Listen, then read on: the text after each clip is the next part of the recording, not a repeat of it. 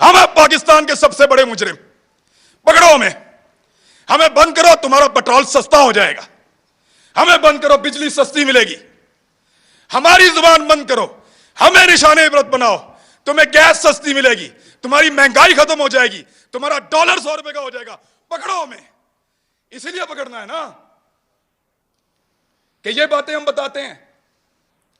बात करने पर पाबंदी है।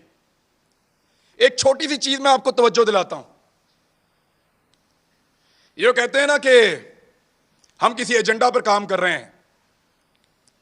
एक लिटमस टेस्ट होता है, जो लोग साइंस पढ़ते हैं उनको पता है कि वो नीला या लाल हो जाता है, फौरन आपको पता चल जाता है कि यहां पे तेजाब है या एहसास है। मैं आपको अभी साबित कर देता हूं 1 मिनट में। साबिर शाकिर गद्दार है ना, गद्दारी का पर्चा उस पर, बगावत, वो भी गद्दार है। अरशद शरीफ, ये 2-3 गद्दार सामने बैठे हुए हैं। मैं भी गद्दार हूं। आपने हमारे साथ क्या नहीं किया?